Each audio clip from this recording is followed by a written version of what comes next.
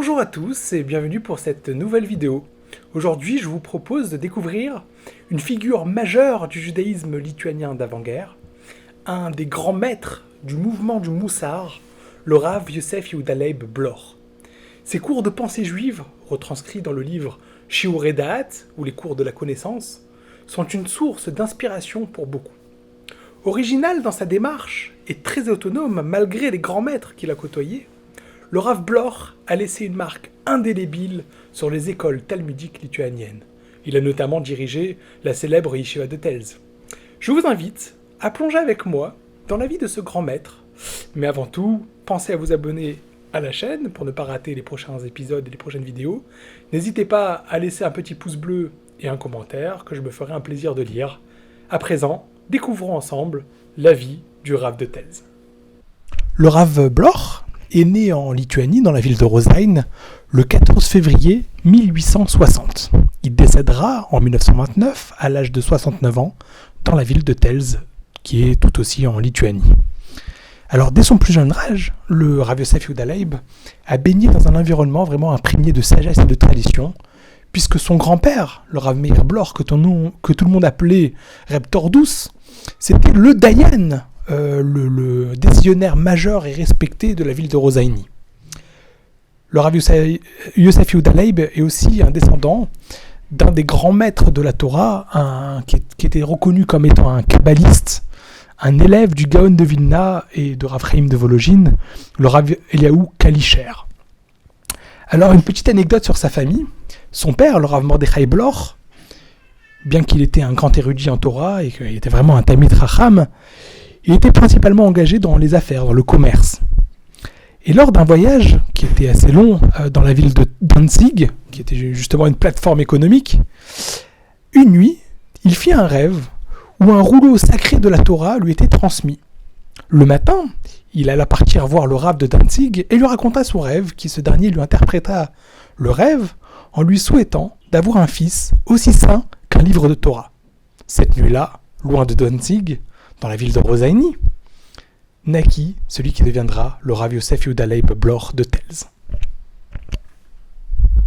Dès son plus jeune âge, les parents de Yosef Yehuda Leib se rendent compte de ses grandes capacités intellectuelles et surtout sa curiosité pour la profondeur de l'enseignement de la Torah. Le père de Rav Yosef Yehuda Leib n'étant pas présent, sa mère va l'envoyer chez l'oncle de Yosef Yehuda Leib, le frère de sa mère, le Rav Moshe Harif, dans la ville d'à côté, la ville de Vechna. Cet apprentissage auprès de son oncle va le marquer à vie, car il va trouver beaucoup d'affinités avec cette méthode d'étude, ce qu'on appelle la méthode d'étude Alpi Aigayon, c'est-à-dire avec la compréhension simple, comment on pourrait comprendre avec notre propre esprit. Amener les choses vers son cœur pour essayer de les comprendre, pas forcément en étalant sa grande connaissance et en mettant en confrontation les différentes connaissances, c'est surtout aussi ce qu'on appelle Torah Imai Gayon, comprendre avec son intellect. Et ça, cette méthode-là va le marquer à jamais, puisque ça va le suivre de partout, ça va être même le principal de son enseignement plus tard, quand il deviendra le Rosh Yeshiva de Telz. À l'âge de 11 ans, donc, il étudie chez son oncle, et à l'âge de 17 ans, il passe dans la ville de Kelm pour intégrer la Yeshiva, dont le Rav Eliezer Gordon était le Rosh Yeshiva. À l'âge de 17 ans, il devient l'élève du Rav Eliezer Gordon.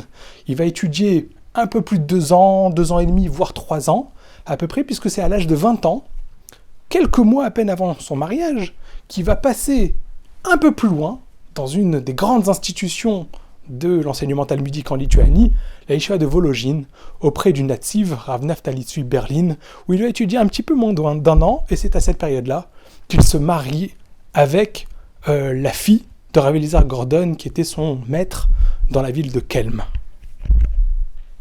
Son passage dans la ville de Kelm, finalement, va se révéler majeur pour toute son histoire et toute sa vie. D'abord, puisqu'il étudie chez Rav Eliezer Gordon, il va devenir un élève de ce Rav, qui lui offrira la main de sa fille quelques années plus tard, 2-3 ans plus tard. Et par la suite, quand Rav Eliezer Gordon passera à Telz, il le nommera directeur adjoint de sa yeshiva. Donc, premier point qui est très important dans son passage à Telz, c'est son rapprochement avec le Rav Eliezer Gordon. Mais pas uniquement, parce que Kelm, pour les connaisseurs, c'est un berceau de ce qu'on appelle le mouvement du Moussar. Kelm, c'est l'endroit où il y avait le sabbat de Kelm, ce qu'on appelle le alter de Kelm, Rav Simcha Zissel Broïdé. Ce Rav-là était un des 3-4 principaux élèves du Rav Israël Salanter, qui au XIXe siècle a fondé ce mouvement justement qu'on appelle le mouvement du Moussar.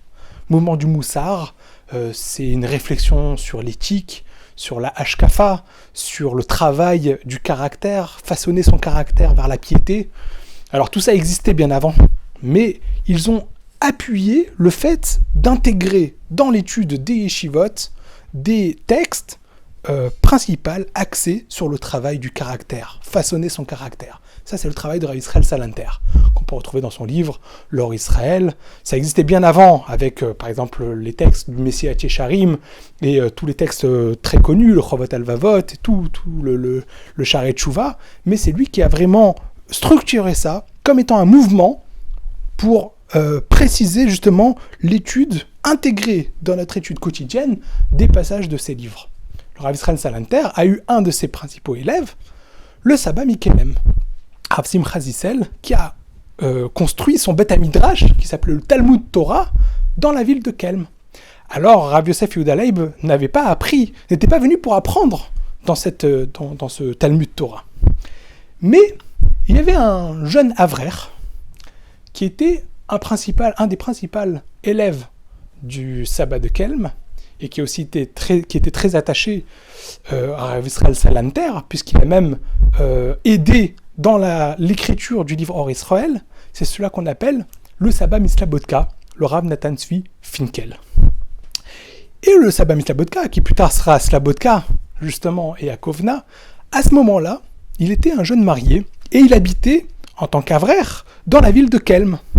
Et il s'est rendu compte que Rav Yosef Yehuda Leib avait justement cet esprit aiguisé et voulant chercher la profondeur dans les textes. Il a vu qu'il commençait à étudier des livres, justement, de profondeur, de Mahashava. Il est venu le voir, il lui a proposé de venir rencontrer le Saba Mikelem. Et ce qui est très particulier, c'est que le Saba Mikelem, il avait l'habitude de se rapprocher de ses élèves qu'il appréciait, mais de temps en temps, il faisait exprès de les éloigner pour créer un espèce d'appel d'air comme ça. Il voulait que les gens cherchent et une volonté de venir apprendre, de venir étudier. Et pour l'élite de ses élèves, vraiment un cercle très restreint, des personnes qui avaient étudié avec lui déjà depuis plusieurs années, il avait créé un espèce de va'ad, une espèce de groupe comme ça, chez lui à la maison, où il donnait ses principaux enseignements. Et en côtoyant Yosef Yehuda Leib, qui avait entre 17 et 18 ans, il lui a donné l'honneur et la possibilité d'intégrer ce groupe qui n'était réservé qu'à une élite de ses élèves. Au bout de quelques mois, ce Rav Yosef Yehuda Leib, qu'il a étudié dans ce groupe restreint chez le Saba Mikelem, il a décidé de ne plus remettre les pieds dans ce groupe. Alors ça commençait à jaser dans la ville de Kelm.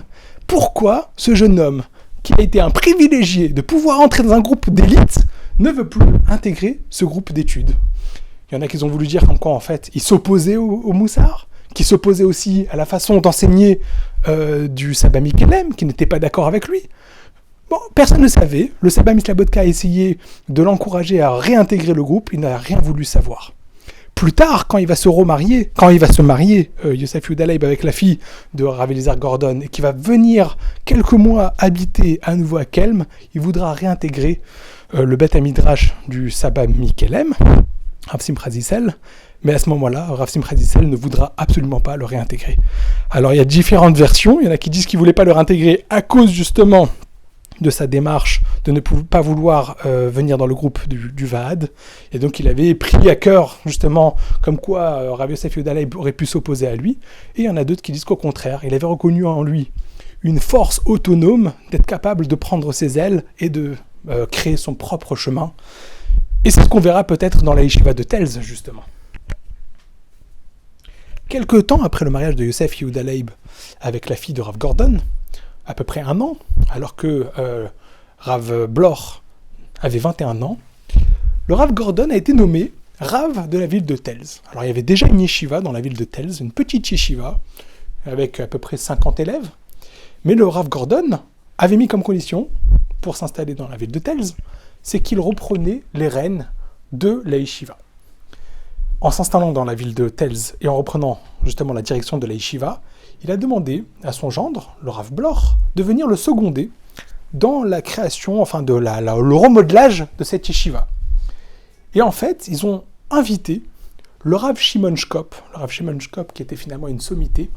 Aujourd'hui, il est connu comme l'auteur du Sha'arei Yosher, le maître de Rav Shmuel Rozovski, le maître de Rav Gustman, et beaucoup de grands maîtres aujourd'hui qui ont marqué l'enseignement du Talmud. Le Rav Shimon Shkop avait une approche particulière. Alors, Rav Shimon Shkop avait étudié dans la yeshiva du Natziv, à la Vologine. C'était un élève du Beth Alevi, c'était un élève du Natziv, c'était un élève de Rav Chaim Brisker. Et justement, Rav Bloch avait étudié 1 an chez le Natziv, dans la yeshiva de Vologine. Et donc, ils lui ont demandé de venir intégrer cette yeshiva et de devenir le 3e enseignant. Donc, il y avait Rav Gordon, il y avait Rav Bloch et il y a Rav Shimon Shkop. Avec cette structuration et avec la direction, comment il était l'adjoint au Rosh Yeshiva, le Rav Bloch, la yeshiva de Telz a explosé, a pris une ampleur incroyable, à tel point que quelques années plus tard, la yeshiva dénombrait 400 élèves. Les gens, ils venaient de toute la Lituanie, de la Pologne et même de plus loin, de différents pays comme l'Allemagne, etc., pour essayer d'intégrer la yeshiva. À tel point qu'ils avaient mis des quotas par ville. Le grand Rav, le Rav Kahneman, Rav Yosef Kahneman, qui deviendra plus tard le Rav de Poniovitch, celui-là qui a aussi après-guerre a recréé la yeshiva de Poniovitch en Israël, à Bnei Brak, a raconté que lui aussi a voulu intégrer la yeshiva de Telz. Et pour venir dans la yeshiva de Telz, il fallait amener une feuille signée du Rav, parce que chaque ville avait un quota d'étudiants qui pouvaient étudier dans cette yeshiva, tellement cette yeshiva était réclamée et demandée. Et le Rav Kahneman avait fait, 3-4 jours de voyage pour arriver dans la ville de Telz. Et il est venu voir le Rav Bloch, il lui a montré la feuille du Rav de la yeshiva, de la Rav de sa ville. Et en réalité, ce n'était pas le Rav de sa ville, parce que la ville dont le Rav Kahneman venait, c'était une ville qui avait déjà dépassé le quota d'étudiants autorisés à intégrer la yeshiva de Telz. Et donc, il était parti dans une autre ville pour essayer de demander à un autre Rav de lui signer. Et le Rav Bloch regarde la feuille et il voit que finalement, en fait, c'était pas un Rav qui avait signé, c'était un doyen, un notable de la ville. Et il a dit, mais moi j'ai besoin d'une signature de Rav. Il a dit non, une ville où il n'y a pas de Rav ne peut pas être considérée comme une ville. Et donc le Rav Kahneman a dû partir dans une ville pendant 2 semaines dans les alentours de Telz pour intégrer une autre ville, se rapprocher du Rav là-bas, recevoir la signature du Rav là-bas pour être autorisé à rentrer dans cette yeshiva de Telz. Par contre, le Rav Gordon, le Rav Bloch, qui était justement en réalité proche de Kelm, on avait dit, on ne savait pas exactement c'était quoi l'approche, à cette époque il y avait une polémique autour de Rav Bloch pour savoir s'il était proche de Kelm ou pas, mais en réalité on voit toute sa vie qu'il était très très proche de Kelm. Il voulait intégrer dans la yeshiva le mouvement du Moussar. Alors aujourd'hui, le mouvement du Moussar, il n'y a pas une yeshiva qui n'a pas intégré ce mouvement-là. Toutes les yeshivot, il y a le Mashgiach, ce qu'on appelle le dirigeant spirituel, qui donne le sermon, enfin ce qu'on appelle les Sichot Moussar. Toutes les yeshivot, il y a ce qu'on appelle un temps d'étude de 1/4 d'heure, 1/2 heure, des livres de Moussar. Dans certaines yeshivot, il y en a encore plus. Mais à cette époque-là, c'était pas encore structuré de cette manière-là. Et donc eux, comme étant proches des fondateurs du mouvement du Moussar, ont voulu intégrer dans la yeshiva le mouvement du Moussar. Ils ont fait appel à un des rabbanim qui était un des piliers, un des élèves proches du sabbat de Kelm. Il s'appelait le Rav Leib Chasman. Et là, on arrive à un moment clé de l'histoire de Telz. C'était à ce moment-là, au cœur des polémiques qu'on appelle Pulmus à Moussar, cette grande polémique. C'est-à-dire que le Rav Israël Salanter, avec ses élèves, avait essayé de développer ce mouvement du Moussar. Mais il y avait beaucoup de rabbanim qui s'étaient opposés à ce qu'on intègre dans les yeshivot des moments d'études précis sur les livres de Moussar. Si certaines personnes veulent étudier, c'est une chose, mais qu'on l'intègre de manière formelle dans l'étude du Moussar, dans l'étude de la yeshiva, c'était pas possible. Et il y a eu un grand kenes, un grand rassemblement de rabbanim pour appeler à s'opposer au mouvement du Moussar. Et donc dans toutes les yeshivot, il y avait justement comme ça des combats, des disputes vis-à-vis. On va retrouver ça dans la yeshiva de Radin, on va retrouver ça dans la yeshiva de Mir, dans la yeshiva de Slabotka, dans toutes les grandes yeshivot. Il y avait comme ça des oppositions à savoir est-ce qu'il faut intégrer l'étude du Moussar ou il ne faut pas intégrer. Mais pour Rav Blor, pour Rav Gordon, ça n'était même pas une question. Il fallait que Rav Leib Hassman intègre, puisque finalement, le cœur de l'enseignement du Rav Blor, comme on le verra plus tard avec le Shiur Da'at, c'est tout tirer vers quelque chose de profond dans notre vie. Il ne faut pas que les études soient quelque chose d'extérieur, quelque chose de sec, on en parle de loi et c'est tout, ce qu'on appelle le pile-poule. Il faut que ce soit quelque chose qui soit proche de notre cœur. Et quand il y a eu comme ça ce poul Moussa Moussar, Rav Hassman, ça pouvait arriver qu'il fasse des Vaad, des Sichot Moussar, justement un sermon où il faisait justement ses conférences dans la yeshiva. Et il y a eu des manifestations à l'intérieur de la yeshiva où on opposait, on ne le laissait pas faire sa Sichat Moussar, et on empêchait les étudiants de venir assister à ses cours. Quand il a vu ça, le Rav Blor, avec tout ce qu'il investissait pour faire grandir la yeshiva, il est parti voir son beau-père, il a dit « je ne peux pas accepter, ça c'est au-dessus de mes capacités ». Et donc face au Poul Moussa Moussar, il a décidé de quitter la yeshiva de Tels, de s'éloigner, d'aller à Verna, qui était une ville qui était à une vingtaine de kilomètres de Tels, de s'installer là-bas et d'ouvrir une petite yeshiva. Entre-temps, le Rav Gordon, le beau-père de Rav Blor, a fait des pieds et des mains pour essayer de restructurer sa yeshiva. Il a fait face à plein de crises, puisqu'il y avait aussi le socialisme, il y avait les bundistes, il y avait la Haskalah, tous ces combats qui s'intégraient à l'intérieur de la yeshivot et qui influençaient les élèves. Il avait un peu du mal à réussir à garder justement la structure de sa yeshiva, surtout depuis le départ de son gendre, à tel point qu'il a fait un premier essai en ramenant des élèves de la yeshiva de Slabodka pour essayer de remettre du sérieux dans la yeshiva, etc. Il est parti jusqu'à la conclusion qu'il ferme la yeshiva pendant une période. Il l'a rouvert encore pas longtemps avant son décès, mais en 1910, il est niftar, il est décédé. Et les rabbanim de la yeshiva, qui étaient finalement des rabbanim qui venaient de la yeshiva de Slabodka et qui avaient été appelés par le Rav Gordon pour restructurer la yeshiva, on pensait que la meilleure personne qui pouvait reprendre la tête de cette institution, c'était le Rav Blor qui se trouvait à 20 km. Ils l'ont appelé, il a accepté de revenir.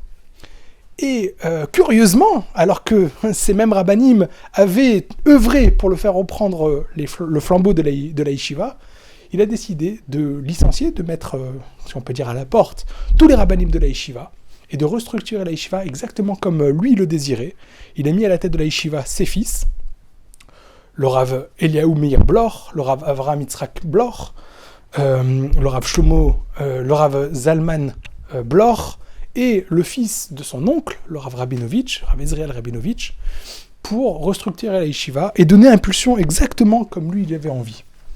Et en fait, sous son impulsion, la yeshiva, qui était déjà une grande institution, c'est devenu vraiment, si on peut dire comme ça, un empire, puisqu'il a aussi œuvré pour tout autour de cette yeshiva, et il a réussi à faire front la Première Guerre mondiale, malgré le fait qu'il y avait plein de yeshivot qui étaient complètement déstabilisés par la guerre, qui se sont cassés en plein de yeshivot, qui sont partis du côté russe, du côté allemand, etc., etc. Lui, il a réussi à maintenir, même pendant la Première Guerre mondiale, l'étude dans sa yeshiva. Et pour ça, il a créé tout un univers d'éducation et de structuration de la communauté autour de la yeshiva. Il y avait les écoles pour les enfants, les écoles de garçons, les écoles de filles. Bien évidemment, il y avait la yeshiva, mais il y avait aussi une mechina. Une mechina, c'était comme ce qu'on peut appeler aujourd'hui les yeshiva ktana. Mais bon, c'était un petit peu particulier, parce que c'était une yeshiva aussi où on apprenait quelques matières profanes. Et tout ça, c'est en préparation pour la yeshiva gdola. Et une particularité, c'est qu'il a créé une institution pour donner des outils pédagogiques et des connaissances et structurer l'enseignement pour tous les enseignants qui partaient enseigner dans les écoles pour les enfants. C'était ce qu'on appelle un Bet Hamidrash la Morim, c'est-à-dire une école de formation pour les enseignants, ça s'appelait Yavne. Et incroyable, c'est qu'après la Première Guerre mondiale, les autorités ne reconnaissaient plus les yeshivot comme étant des institutions légitimes parce qu'ils n'enseignaient pas des matières profanes. Et alors, il y avait beaucoup de rabbanim qui s'étaient interrogés sur la légitimité au Rav Blor de construire cette formation, cette école. Et le Chafetz Chaim avait dit à tous les rabbanim qui venaient l'interroger sur ça, il a dit « Rav Blor, je lui fais confiance, il peut y aller ». Et donc, grâce à ça, après, quand les autorités ne permettaient pas les yeshivot, et qu'ils ont dû faire ça de manière un petit peu hors de la loi, et ben l'institution de Rav Bloch, la Yeshiva de Telz, était reconnue par les autorités grâce à cette institution qui avait à peu près 25 élèves par rapport à la Yeshiva qui avait 400 élèves. Il y avait aussi un lycée pour les filles, ce qu'on pourrait appeler aujourd'hui un séminaire pour les filles. Et voilà, il a réussi à grandir la Yeshiva à tel point que c'était vraiment une très grande institution. Et alors le message de Rav Bloch, qu'on peut retrouver dans le Shiurei Da'at et dans tous ses enseignements, c'est plusieurs choses. Un point, on l'a déjà cité plus haut, c'était ce qui le rapprochait du Rav Shimon Shkop, mais c'est surtout l'influence qu'elle avait reçue de son oncle, le Rav Moshe Harif, c'est que on pourrait étudier la Torah de différentes manières. Ce qu'il appelle, il a même écrit dans son livre, le Shiurei Da'at, ce qu'il appelle Nishmat HaTorah, l'âme de la Torah. C'est-à-dire qu'on pourrait comparer la Torah comme à un être humain. Il y a le corps et il y a l'âme. On peut regarder la Torah comme un corps, c'est-à-dire qu'on apprend plein de choses sur la Torah, mais ce serait dénué d'âme.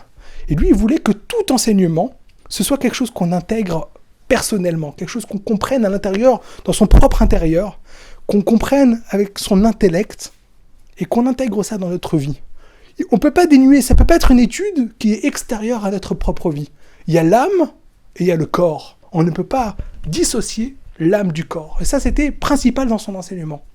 Et c'est pourquoi tous les shiurim de Shiurei Da'at sont des choses, on va dire des choses profondes, mais qu'il essaye de simplifier, tout en amenant énormément d'enseignements de Chachamim. C'est ça le Shiurei Da'at. On peut retrouver comme ça tous les grands thèmes qui sont liés à la foi, qui sont liés à tous les enseignements de nos Chachamim sur des choses qui nous dépassent, des choses métaphysiques. Mais c'est aussi le travail de l'individu, le travail, et ce qu'il appelle le règne de la conscience. Même chez l'Atada'at, le règne de la conscience. Une grande partie justement pour réussir à faire dominer sa conscience au-dessus de toutes nos actions. Ça, c'est quelque chose qui est très intéressant dans le Shiurei Da'at. Et voilà, et bien évidemment, sous influence du mouvement du Moussar, et influence du Sabba Bikelem, du Sabba Mislabodka, et tous les grands maîtres du Moussar qu'il avait côtoyés. Mais c'est vrai que finalement, il avait quand même toute sa vie une grande autonomie, malgré les grands maîtres qu'il a côtoyés, mais il a réussi à tirer son influence de tous les maîtres qu'il a pu rencontrer, que ce soit son oncle, que ce soit le natif de Vologine, que ce soit Rav Eliezer Gordon, que ce soit le Sabba Mislabodka, que ce soit le Sabba Mikelem. Voilà, j'espère que cette vidéo vous aura intéressé. N'hésitez pas à mettre un petit like, à mettre des commentaires et d'échanger avec moi. Je me ferai un plaisir de vous lire et de répondre à vos commentaires. Merci d'avoir visionné cette vidéo et j'espère à très bientôt pour une nouvelle vidéo du même genre. Merci encore et à bientôt.